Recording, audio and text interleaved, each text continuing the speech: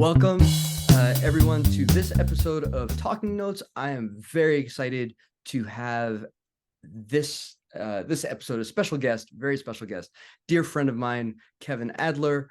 We met during a crossover stint at the TED residency, and ever since I've been just kind of a little enamored with the work that you do, frankly. Kevin works in the field of working with our neighbors who are experiencing homelessness and has a very unique approach, which I'll just let him dive into. But first, how are you? I'm doing well. It's really good to be with you, Andrew, as a dear friend. As you know, managed to find love amid the pandemic, and we got our wedding coming up next year.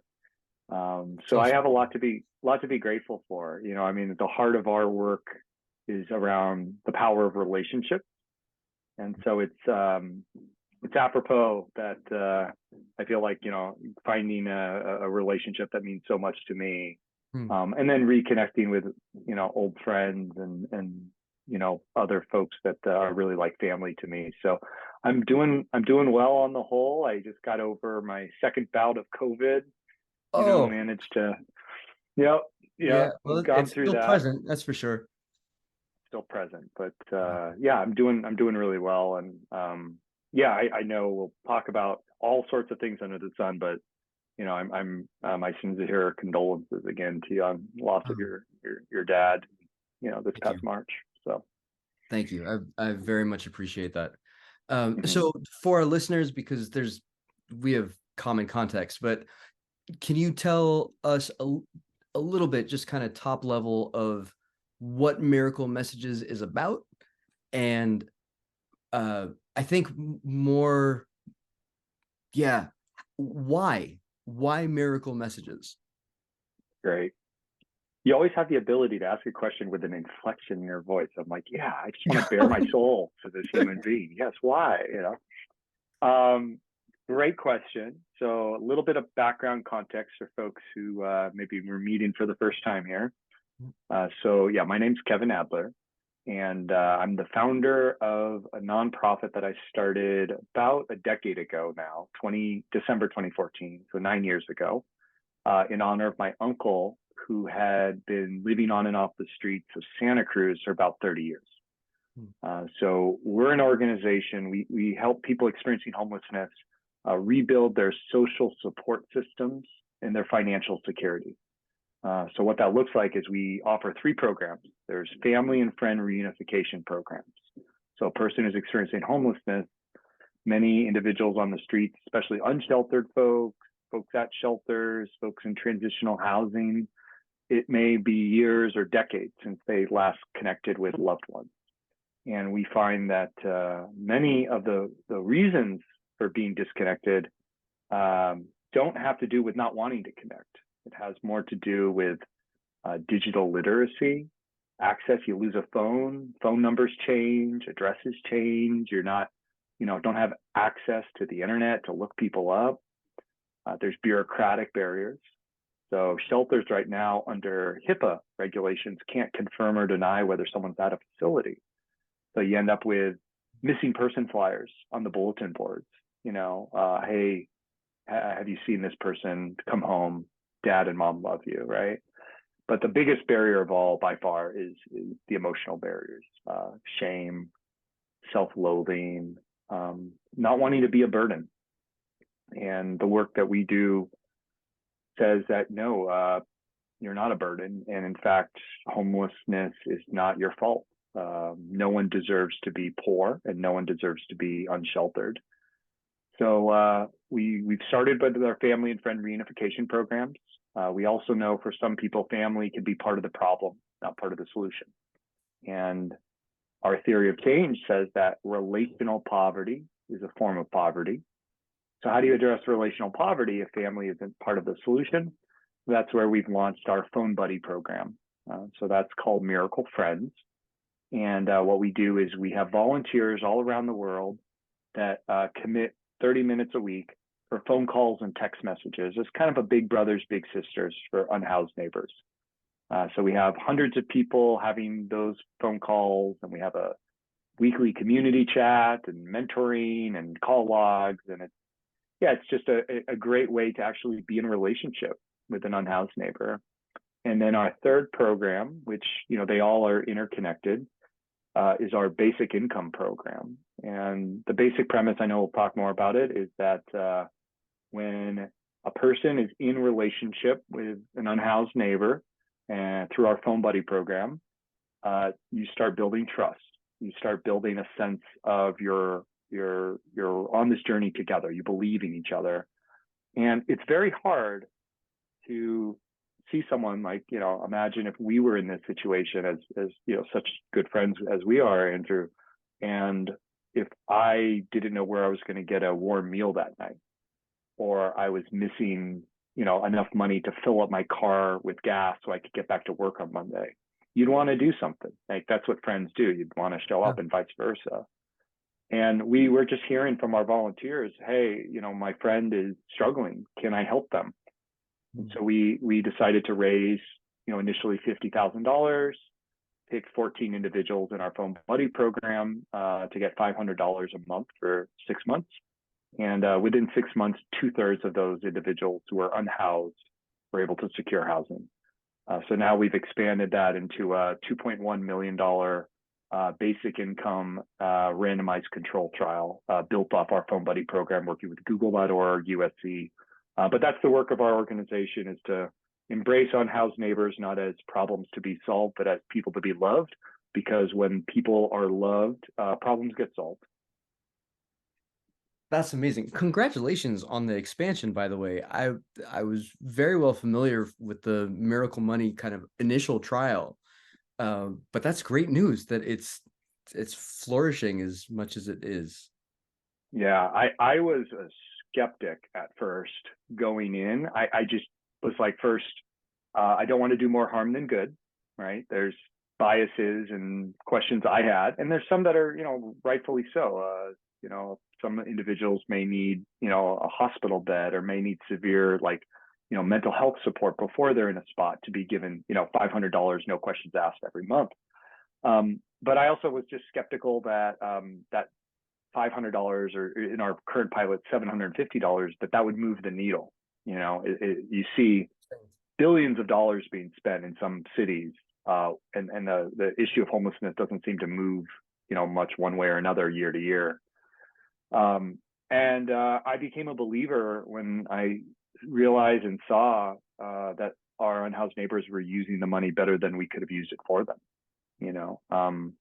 So seeing is believing. But yeah, it's been very exciting to share the results from our initial pilot, and really to do a kind of gold standard evaluation through a randomized control trial for this next one. Yeah, that's great. So there are a couple things that have always kind of struck me as we've had conversations over the years, and now your book is coming out, which is phenomenal, called When We Walk By. And there's a language element to the work that you do, which a lot of my work is in oral traditions, and kind of the way that languages and practices build up in communities and reinforce communal formation, like how we become who we become. And could you talk to me about some of that shift? I feel like I should just stand on my tippy toes and let my Yeah, there you go. I could do some subliminal just. Yeah, everyone is someone, somebody. Like, that was the first line, right? It really was. And it's such a great question, because it gets to the heart of our hearts and minds, and how they're formed. When you see a person experiencing homelessness as a problem, it's hard to think outside the box creatively on how we show up for each other as humans in all facets, right? If you've defined a human being by what they're lacking in terms of one physical need, we would never look at each other as housed people. Right. We're housed, but it's such a ridiculous identifier. I mean, we're grateful to be housed. This is an incredible blessing. But you've taken the single mother with a child, maybe escaping a domestic violence situation. You've taken the 20-something foster care youth who is aging out of the system, because 1 out of every 3 foster care youth who age out of foster care by the time they're 24 experience homelessness. You're taking a person who's a returning citizen from incarceration, because there's not much exit planning, and sometimes you're just dropped off at the Greyhound station.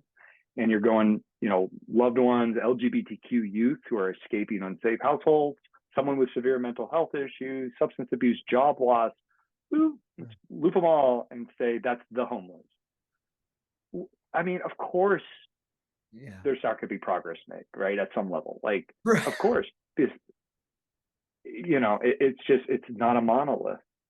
So I think part of it is there's a programmatic and a kind of efficacious perspective of why understanding and language is important to know who are we talking about, who are we trying to serve.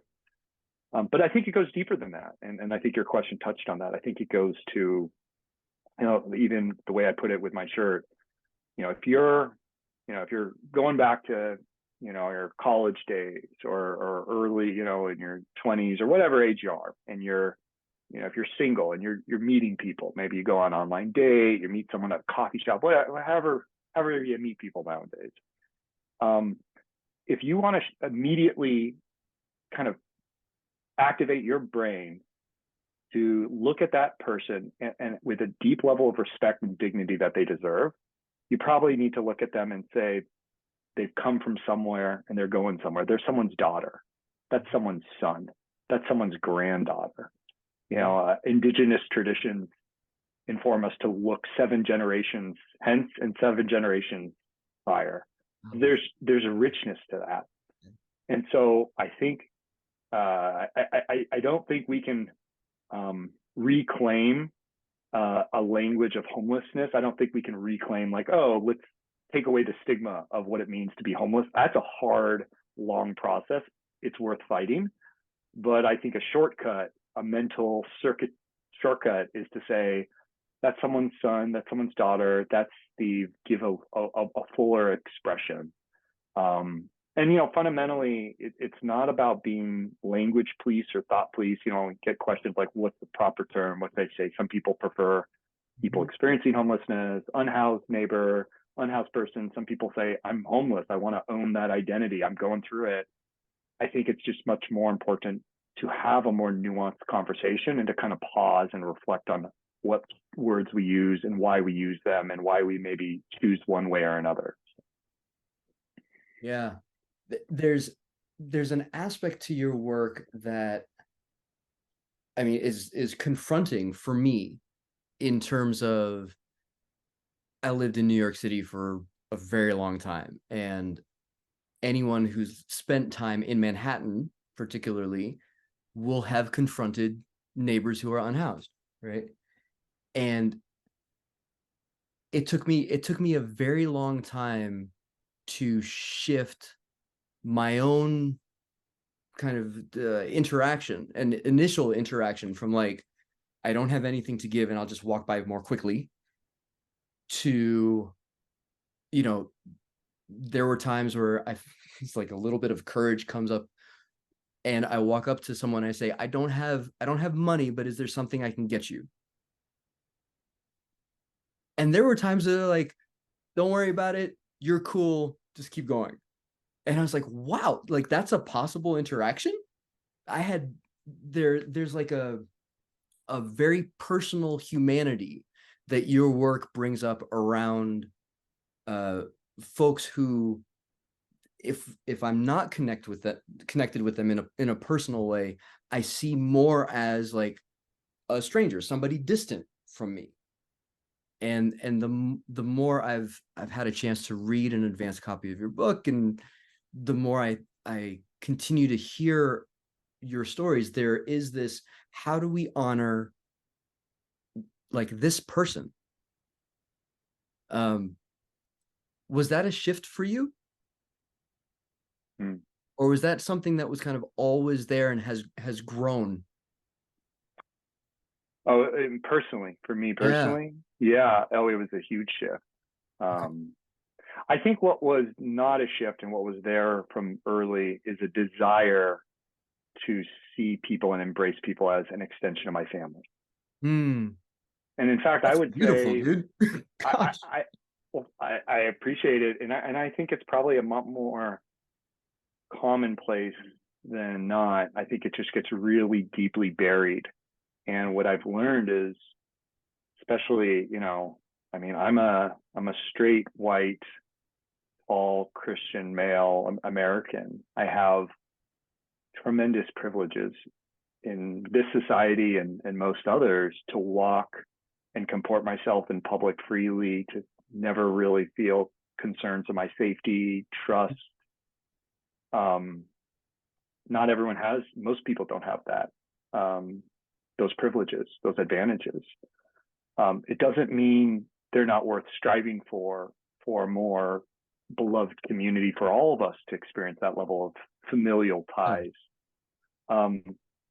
So I think because of both how I was raised, my parents, my values, having some privileges that enable me to look at the world as kinfolk, Mm-hmm. that's always been my mindset, is to feel like I never learned the word stranger and try to live my life accordingly. That's my only thing I want on my epitaph someday. That's keep it simple. Wow. Yeah.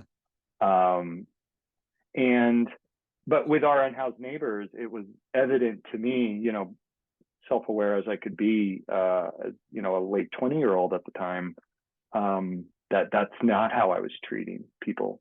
I was walking by them, when I walk by, when we walk by, right? And I remember the first person I met, prior to Miracle Messages, I spent a year just listening to stories, just having conversations. And I know you and I both think one thing we've connected on is just the power of storytelling, but in forms that sometimes aren't obvious, right? I mean, through Yeah. your tap dancing, right? Like communicating, telling a story through movement. I started by having unhoused individuals volunteer to wear GoPro cameras around their chest Oh. and narrate their experience of what life is like on the streets. I just walked by you, you're still here. What's it like to be you? Hmm. And I mean, those insights that I heard in those clips form the basis of this work. One clip I heard someone say, I never realized I was homeless when I lost my housing, only when I lost my family and friends. So key insight. But Yeah. what I share about I think in the last chapter, I opened the last chapter of the book by sharing this story where each of us as co-authors share an anecdote of a time that we essentially walked by. And the first person I met who wore the camera, as I approached this individual, I found myself instinctively reach my hand into my pocket and grab my keys as a weapon, to almost hold the keys as if I needed to lunge or protect, or if they were going to, Yeah. Like a just in case. Gosh. just in case. And this is a person who I got connected to through a mutual friend, meeting in broad daylight in public, like taking Right. his time out of his day for my, half-brained project wearing a camera. So that's where I started, and it's a journey that continues. And I don't think we should, there's no leprosy island where everyone who doesn't have everything exactly right, we should be sending in as a society. We need to just have honest conversations, courageous conversations. So I started out very similar to, I think, where a lot of people are, but there was a pent up desire to embrace people as family that I've felt throughout my life. Hmm. That's a beautiful thing to just that desire strikes me as a beautiful thing. There's there seems to be a wall that I've hit in my life around that kind of community that is family beyond family, right? In in the tradition of faith, it would be like the family of God, right? The gathering of people imbued with the same kind of spirit that allows for a kind of flourishing that distance and isolation and kind of othering and the stranger idea inevitably prevents, right? It's hard to trust somebody that you don't know. It's also very vulnerable to be known for some. So what was it like to get to know and to also become known by the neighbors that you have come to form relationships with? Can I just ask you, I sit with that for a moment, but I want to ask, what was the wall that you feel like you've hit recently on opening up and having that kind of interaction? Oh yeah. So I think the wall for me, and part of my context is son of immigrants. So there's with coming into there's an in and out kind of feeling when you, well, at least for me personally, and for from what I've understood, for immigrants in general, that we are strangers in somebody else's house. And for me, that was it was a little bit multiplied by being grafted into the tap dance community, which is primarily African American. And there were a couple of instances in my life where relationships were cut or fractured around things that I couldn't change. And so it felt in your like identity, part of your identity, part of my identity, right? And it's like, no matter what I did, no matter how close I felt I was, there was always something that could be used to kick me out or separate me from the larger family. Not necessarily a merit, but things like race or position or I mean, for me it wasn't gender, but it might be, right? And those are things that you can't necessarily do something to change. I mean, you might want to and you might try, but there are physical attributes, right? And so the wall for me has been learning to be at home in a place where I'm predisposed not to feel at home, and then trying to find where the culture of that place, like the group of people that I find myself with, is not predisposed to, like, this isn't working, so we separate. It's this isn't working, so let's get closer. Like, let's try and figure this out. Because I think the separation is an easy thing. It's an easy thing to land on. And sometimes it might be necessary, but I don't think it's as necessary as it often happens. But I'm thank you. that out. No, thank you for sharing that. And it gives me a lot more context in your question. And it's very helpful. I think where I can relate to you, I know, and we have talked about this within the tap dance community, some of the other communities you occupy, and I know that's a painful thing, right? Like, to feel this part of your identity that you feel so connected to, and then always feel like a stranger in a strange land in how you're received. Yeah, you know, totally.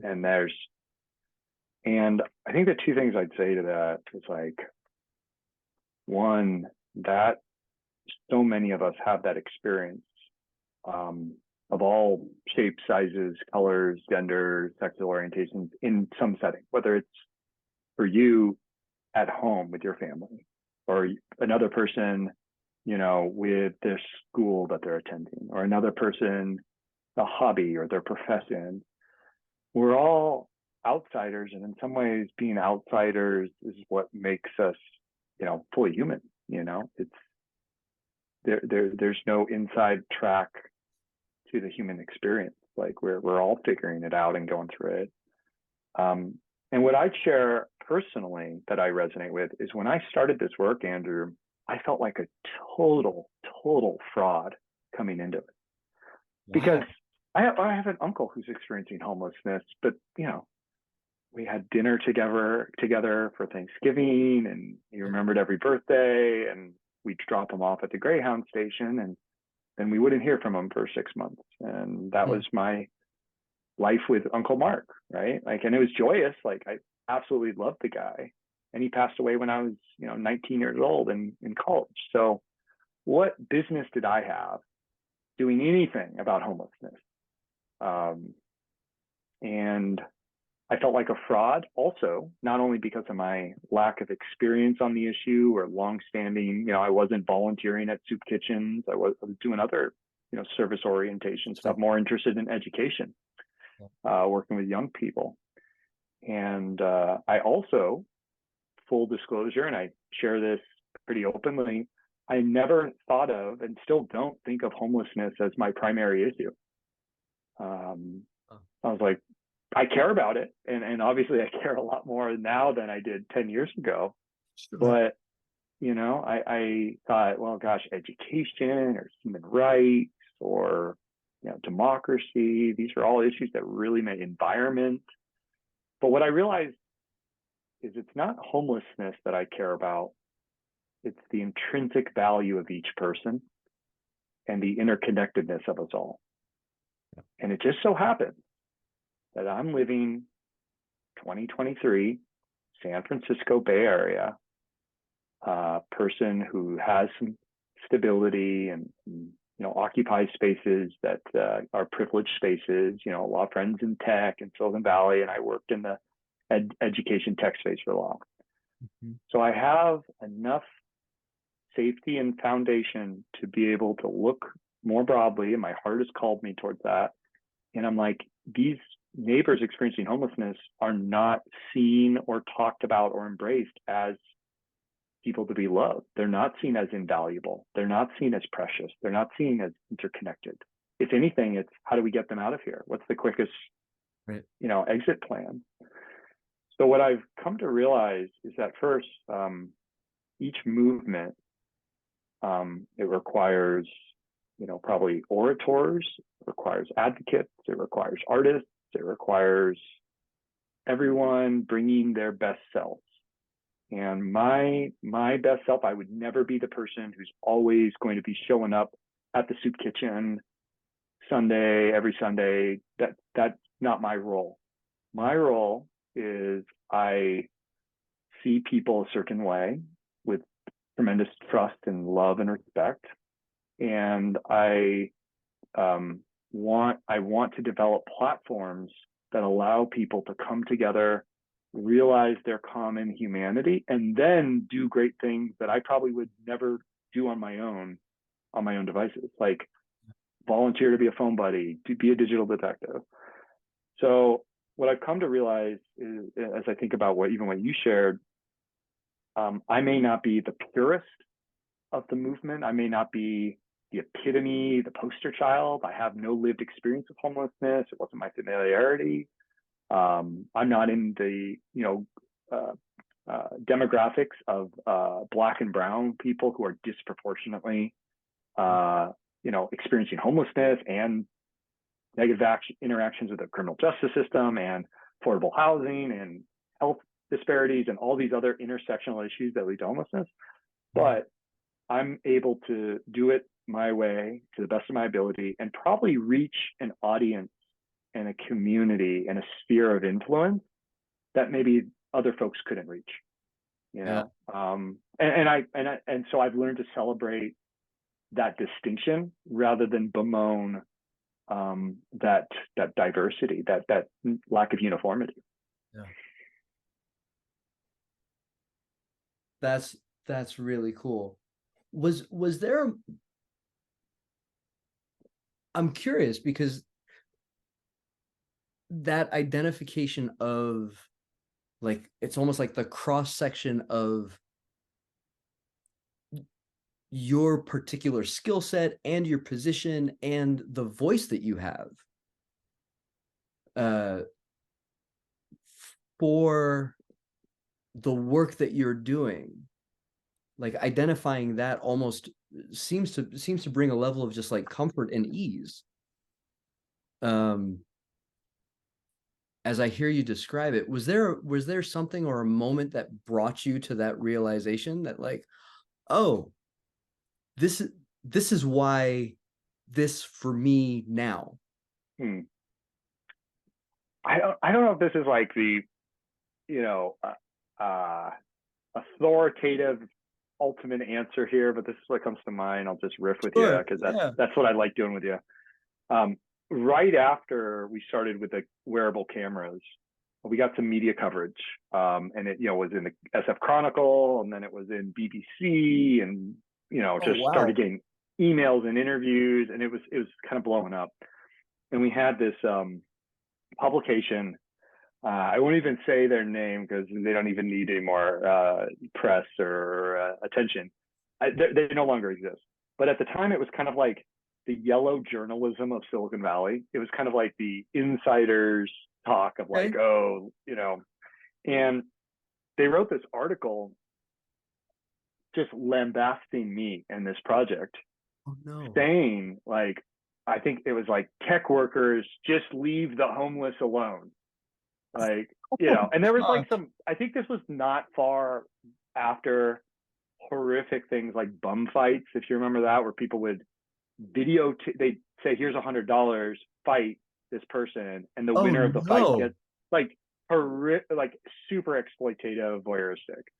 So there was already a little bit in the zeitgeist, like a hesitancy towards anything related to video and our Unhoused neighbors. I think we've seen a lot higher quality stuff, though there's still, I would critique some, like, would you still be doing this if the cameras is off? That's another story. But so we had this person who worked at this yellow journalism of Silicon Valley, and he's like, yeah, just leave them alone. What are you doing? Do-gooder, Kevin Adler doing this, and tech worker. I'm like, oh man. And I thought for myself, and I was like, man, like, have you ever heard the expression, dogs don't bark at parked cars? Yes. If you are moving, if you are doing stuff in this world, you're going somewhere, you're going to have people bark at you. Yep. And I just, in that moment, I was like, would I allow some random person, doesn't know me, doesn't know the work we're doing, to dissuade me or to throw me off the impact that I know we can have, which I'm only that confident because I'm rooting it in the conversations I'm having with the people I care about, which are our unhoused neighbors and their families and our volunteers. Yeah. And they're telling me this makes a difference. This matters to me. In fact, this is what I need you to do. And every program we've developed, from the reunion services to the phone buddies to the basic income to now even writing the book and spending the time on the book, it's all driven by a desire to honor the stories of our unhoused neighbors, contextualize them, make sure that those aren't lost as sound bites, but they actually matter and live and breathe. So it was just regaining perspective of like whose voices matter and who do I want to hear. That's my trick. It's easier said than done, but that's what I've tried to do. No, I think it's a beautiful thing. There's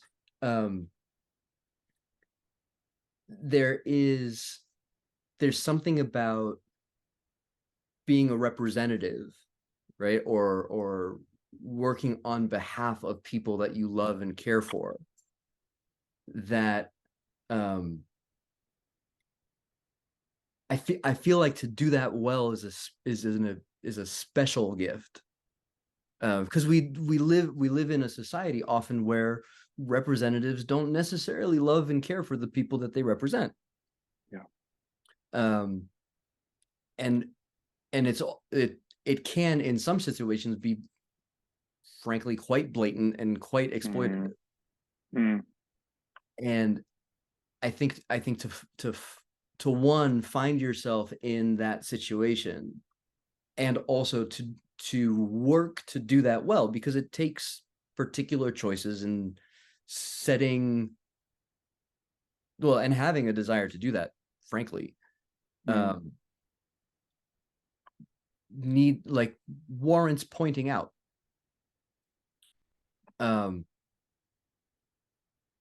Yeah, and if you get a bad review, you get a bad review, because that happens. That's part of the process, you know. And I think I was just trying to look up the exact language. So I have you ever seen The Last Black Man in San Francisco? No. Oh, it's you have to see it. It's really fabulous. So it's I won't ruin the film, but Okay. it's the basically all the thing I'll share, kind of to get to the point. The end of this movie, you know, this I think Jonathan Majors, I believe, is the main character. Is, you know, he's played by Jonathan Majors, and you know, he has this incredibly turbulent, tumultuous, in some ways horrible relationship with a city that he's born and raised in, about, you know, losing a home, toxic sludge being dumped. There's kind of dystopian. It's kind of like futuristic, but also way too familiar. You're right. And, you know, based in San Francisco, you know, trying to hold on to, I believe it's, you know, a family member's house that's going to be lost, and wanting to say, this is where we grew up. This is our house. Yeah. And the whole movie is just, it's heartbreaking, because, you know, this person who has clearly invested and spent a ton of time in this community, his family has for generations, is being further and further marginalized, right? And the last line of the film is something like where he's on a bus, and he overhears these two, you know, young people talking and complaining about San Francisco, and just, you know, the weather stinks, and it's so hilly, and food's not good, and, you know, all the things. Yeah. And he kind of, you know, he's listening, and he kind of leans in, and he's like, hey. And they kind of look at him, and he says, you have to love it before you can hate it. That's amazing.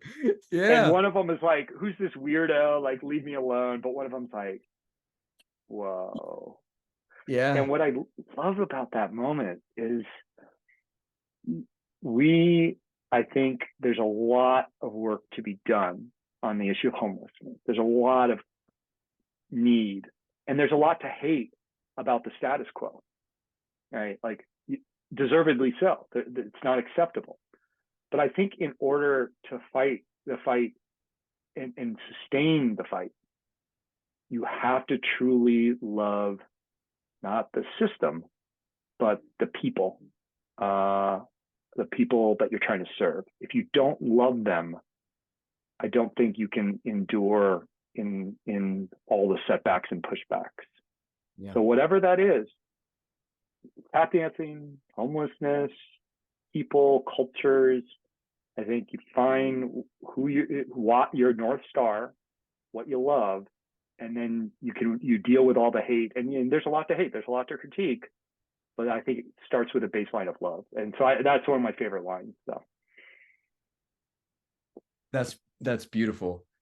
There's a C.S. Lewis quote that has come across my eyes over the past couple of days. Says something like, here, if you love deeply, you're going to get hurt badly, but it's still worth it. But it's still worth it. Yeah.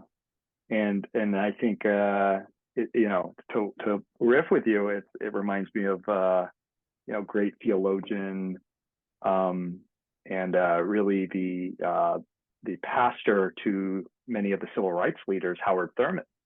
And one of his great quotes, who, you know, created the first, I think, interracial church, one of the first interracial churches in the country. I think it was People's Church in San Francisco. And he said, don't ask the world what it needs, ask what makes you come alive, because the world needs people who have come alive. Yeah. Right. So similar concept. I think it's finding that deep love, that less of, as I've said before in this work, it's less of I have an idea, but more an idea has me. Mm-hmm. And so much so that you can't imagine walking away, because you couldn't, it would be like walking away from a part of yourself, your identity. Yeah. So. Yeah, that's very cool. There's a quote. So I spent about maybe a year or two trying to define the word love, because someone had asked me what love meant, and I didn't have a definition for it. Like, I had no words. I thought I had a fairly good experience of it from my family, thankfully, but no words. And one of the failures of being a tap dancer is that they don't teach you how to talk; they teach you how to dance. So, like, my words came later in life, in terms of training and articulation and those kinds of things.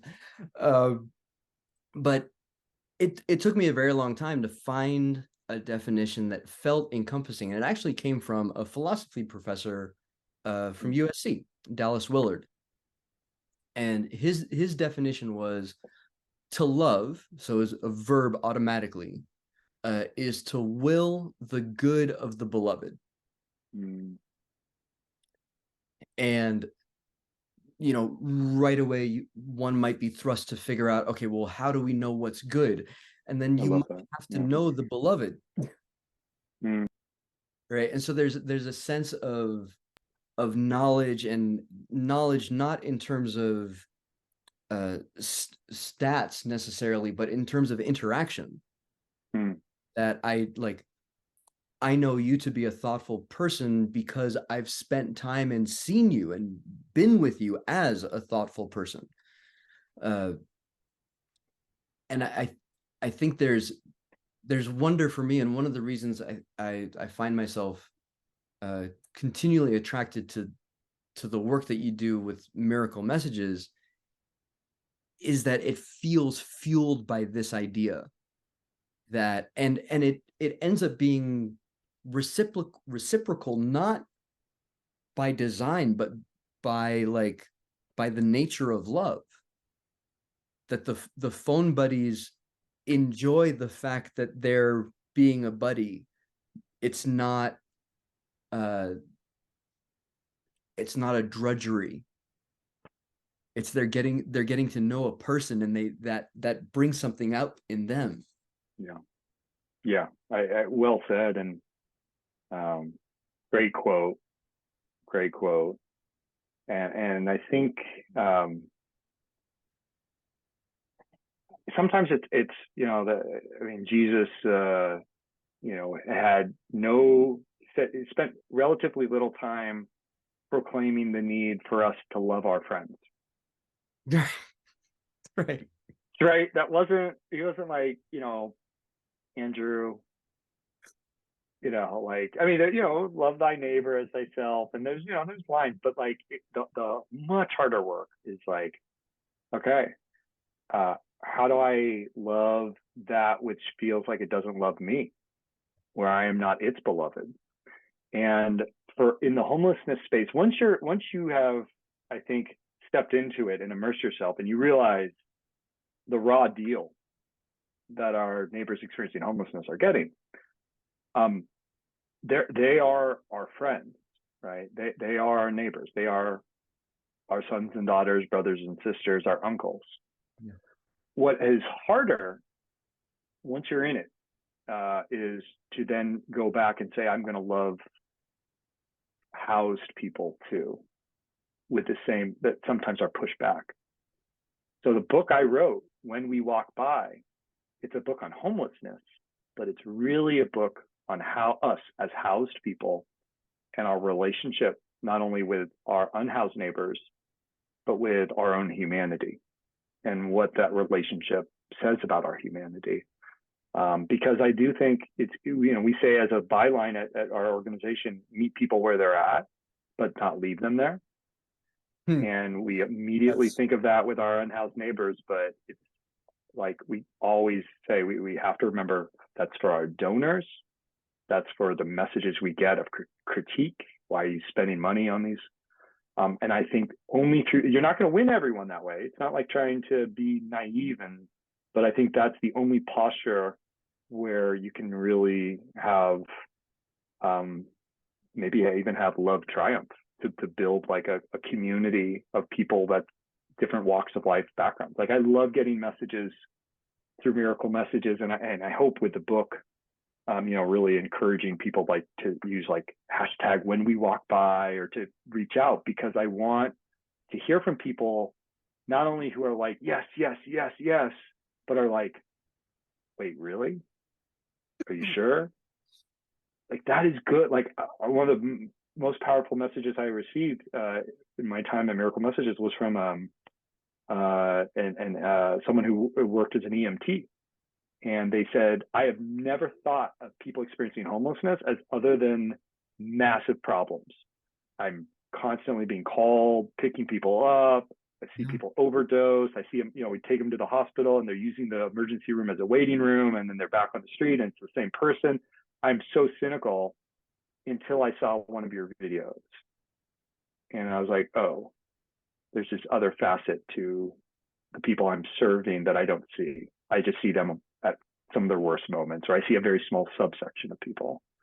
So that to me is what it's all about. That gets me as excited. Like, we say as an organization, our mission, no one goes through homelessness alone, which is really speaking to our unhoused neighbors and their experience.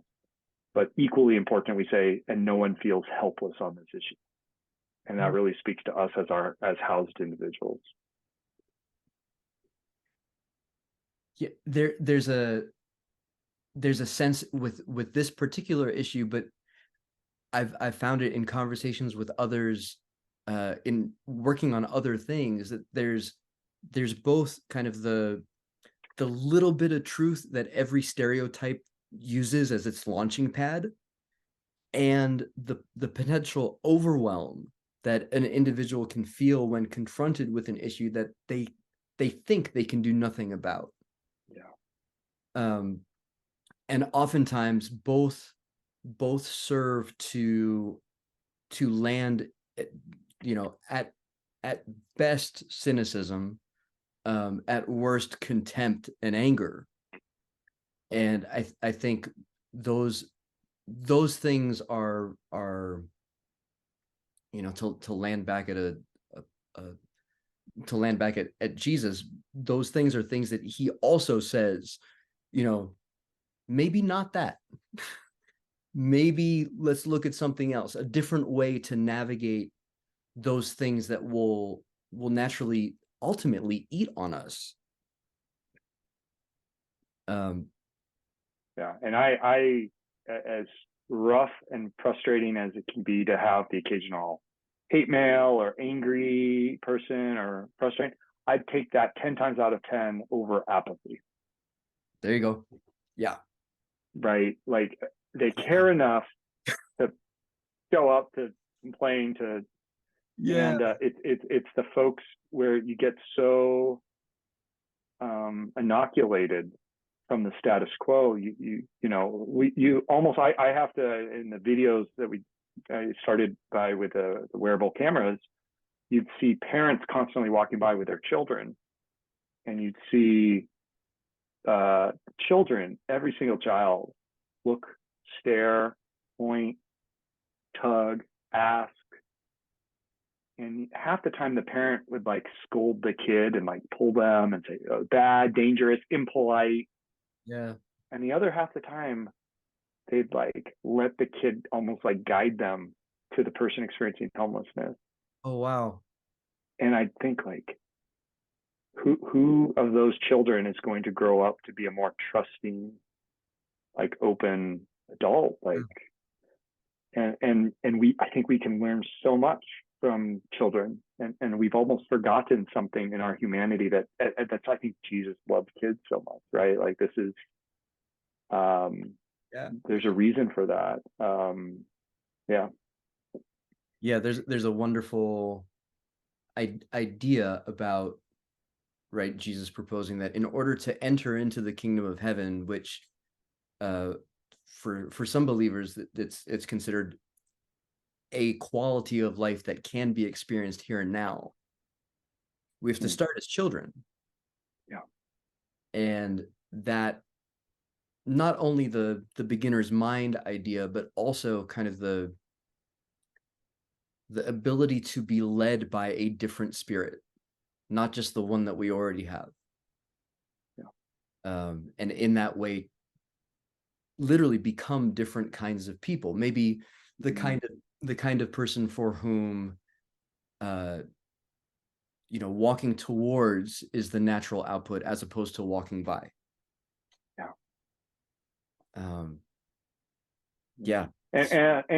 And couldn't agree more. And I titled the book "When We Walk By" rather than like "When We Walk By but slow down and then turn around." It's when we walk by, because this is going to happen, right? We don't need to, it's going to happen. It's inevitable. It's understanding that dynamic, understanding what's going on, understanding maybe why you felt unsafe or uncomfortable or chose to look past, taking that pause, thinking about it. The most heartbreaking sign I've ever seen an unhoused person hold up. They were slouched down. It wasn't even held up. It was like at an intersection. They're just sitting down, kind of head in their hands, sign just like kind of abutting their knees and sloped upwards. And it read very simply, it said, "At least give me the finger." Oh gosh. I mean, can you imagine to like get to that point where a middle finger in your face is preferred to what you have, which is being ignored, being overlooked? Like at least acknowledge my humanity, even if it's the most offensive, disrespectful way you could, because what's happening here is too hard for me. And when our unhoused neighbors want to volunteer or want to sign up to get reconnected, but then they change their mind, the most common thing that I've heard multiple times is they say, I can't, I feel dirty. Like this internalized shame, not wanting to be a burden. So I just, I'm hoping folks, whether it's through listening to, conversations like these, whether it's through getting involved in a local organization, volunteering as a phone buddy with Miracle Friends, a digital detective, or taking a look at, the book When We Walk By, or sharing or being in conversation. I just want to hear stories of folks that the times that maybe they've shown up for their unhoused neighbors, but also times that they haven't, and times that why, and having these open, honest conversations. But I really do think a lot of it comes down to just taking the time to be more fully human with each other and ourselves. Yeah. So let me ask you this, because I think this comes to mind. Do you think that there's a way for us to practice this in any situation, so that come the time that we're confronted or see an unhoused neighbor, the first inclination is not to kind of recoil?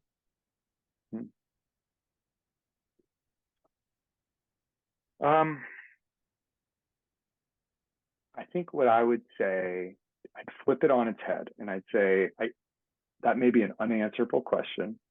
Okay.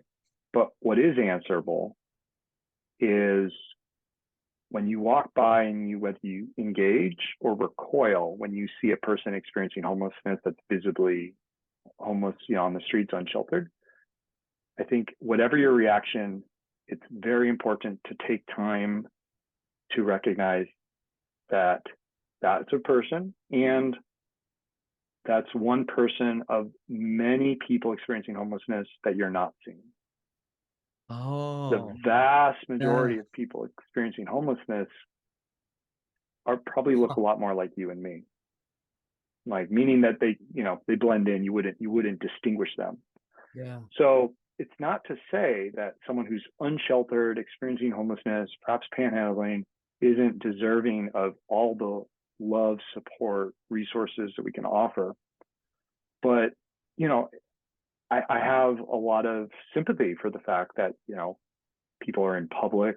Would you talk to any random person that comes up to talk to you? Would you talk, Right. Sure. there's trepidations we have. So I think creating time and space to, whether it's through serving at a local partner site, soup kitchens, getting involved with a program like Miracle Friends, where we have volunteers around the world who have weekly calls and texts with neighbors experiencing homelessness, watching videos, sharing on social media, being in conversation to see people who are experiencing homelessness who you would never think were experiencing homelessness. Mm-hmm. Because I think the point of that is we need to broaden our understanding of who we're talking about in this issue, because it's way too narrow right now. And if we achieve that, if we say, well, gosh, actually, there's probably friends of ours who have experienced homelessness. There's people in our lives, our family, loved ones, maybe still. Once we see that this is a homegrown issue and connected to us much more than we realize, I have faith in you as a person to maybe think and react a little differently next time you see that person you're walking by. Okay. Thank you for that. Yeah. Yeah. Cool. Well, we're kind of inching on time here, but I've been wanting to ask you a question that has nothing to do with your work Great. Bring for it. a very long time. Tennis, yoga, potlucks. Oh, what are my favorite things? It's actually about World War II. Oh, perfect. I knew we were going to finish with this. Yeah, well, I did. and there's a connection here because Okay. My dad was a history buff, Mm-hmm. and so I grew up. The running joke with the Lebanese is that if you're in Lebanon and you see two cats playing backgammon on the street, their conversation is geopolitics. Like, that's the deal. So I grew up in a family where dinner conversation was, training me on situational awareness and global politics. And we were in a gathering, and there was a speaker, and you asked the speaker a question around, I don't know if you remember this or not, but it was around the kind of drawing a connection between the kinds of conversations that are prominent today in public, right? Not necessarily the most constructive conversations, and World War II. And your particular view of like the arc of history from then until now. And I was just curious, like, where did that interest come from? And has that view or that arc continued to inform your journey? Well, I don't remember the exact context of that moment, but that sounds like a really fun Kevin story there. So what I do think about a lot as it relates to World War II, and that I'm guessing is what I probably may have said. So my background prior to homelessness, prior to working in education tech, prior to even doing work as a social entrepreneur, I went to school and then grad school as a sociologist. And my research was really focused on what's called social capital, which is really the academic way of talking about relational poverty and these concepts that we're centering in the work. But social capital can be a very dense topic, but it's a very important topic because it's basically a measure of the resource advantages and disadvantages that accrue based on the social norms and networks that you're a part of. Okay. So if you're embedded deeply in a community, the TED residency or the TED fellowship, Right. and you have tons of people that you can call who are all levels of, professional designers and thought leaders on this and that, there's a real benefit to that, right? That helps you substantively in your professional goals and your aspirations. There's also types of social capital where it can be based on a community level. So my research was really looking at how disasters and shared traumas can either catalyze social capital to bring people together or can tear people apart and make people feel disconnected. And I did research on floods, earthquakes, and war. And in World War II, in the aftermath of World War II, have you heard the phrase "greatest generation"? Yeah. You've heard of this? Yeah. Yeah. So that's referred to as folks who were born, in the pre-war years and served in the war and came back. And the reason, in a social capital sense, why that's considered the greatest generation is those levels of social capital were about the highest we have seen to date.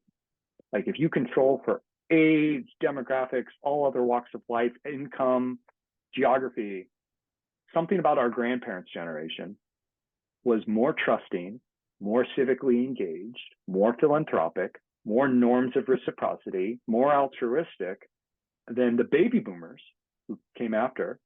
Wow.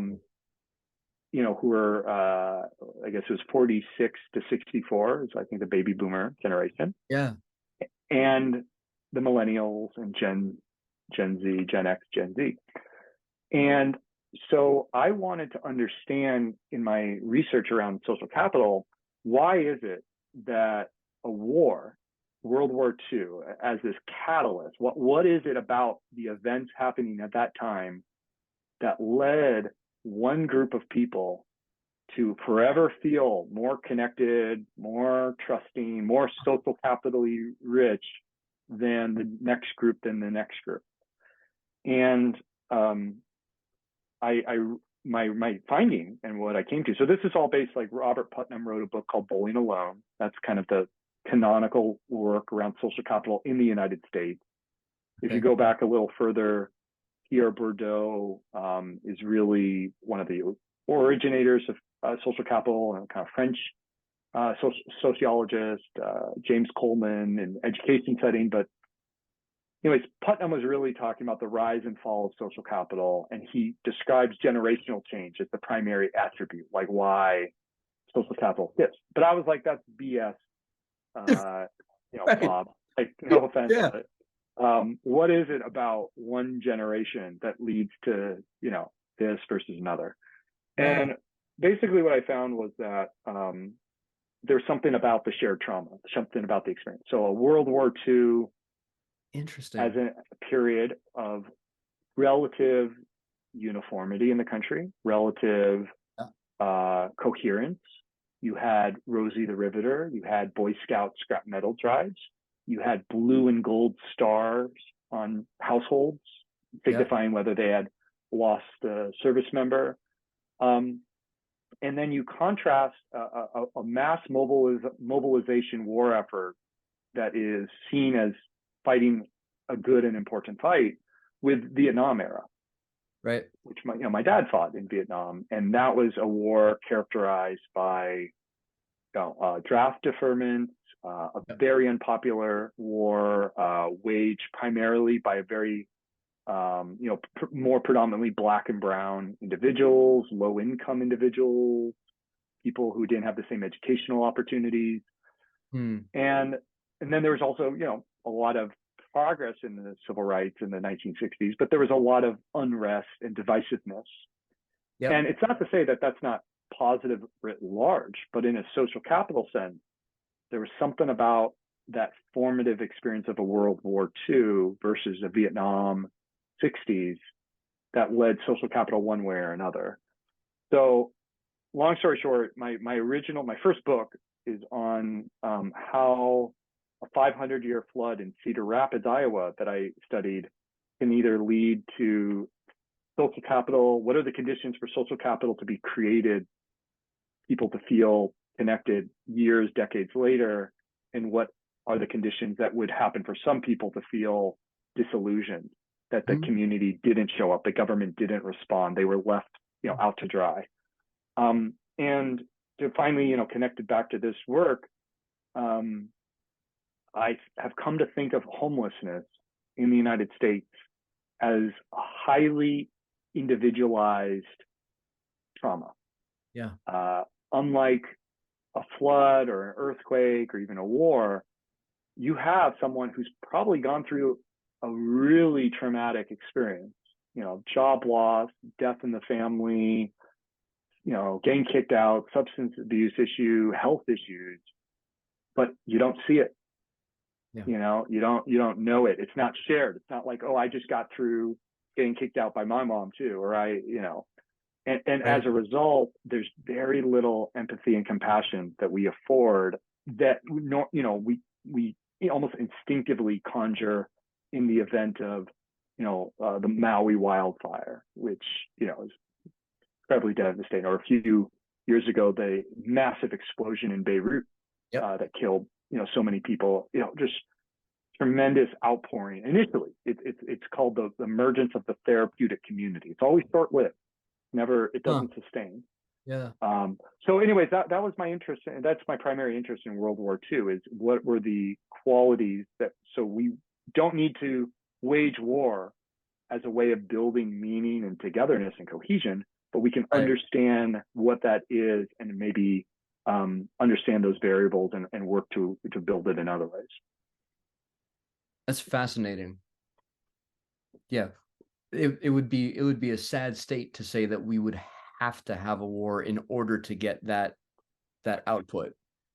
I mean, there's literally a book called "War is a Force that Gives Us Meaning." Like, I think that's, and it's talking about this very idea you just put forward, which is war is, in terms of economic output and social cohesion. I mean, for people who you're not at war against. Oh, they're right. Yeah, of course. Like that's kind of the thing. That's a little bit of the thing about war, right?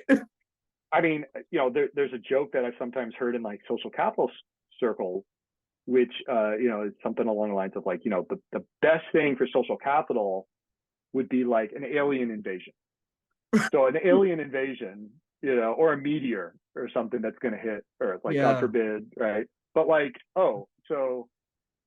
let's all bond together because we have no other choice to unify against it. I mean, I'm sure there'd still be like, well, you look kind of Martian to me, man. Like, Yeah. I mean, gosh, there's always, I think there's until the inner landscape is shifted. Yeah. Right. I think there's the potential for,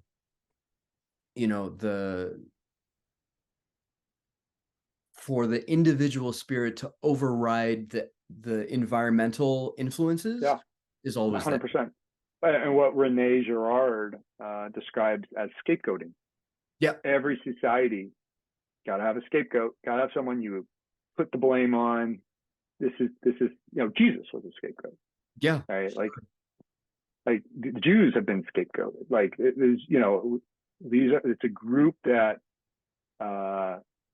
you can pull out one or two characteristics, magnify it, say this is cause of our problems, and we just need to rid, and then you unify against it. So social capital can be really rich in gangs, right? In criminal networks, right? Mm-hmm. So it's not like all we just need is more social capital.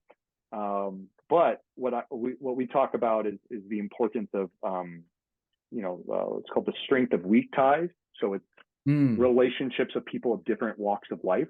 There's research that's just come out in the last couple months from Raj Chetty and his team at Harvard, where they basically found that your strength of your weak ties and your social capital, how many people you're connected to on Facebook, is actually more of an indicator of your socioeconomic status, your professional opportunities, your kind of all these great life outcomes than even zip code.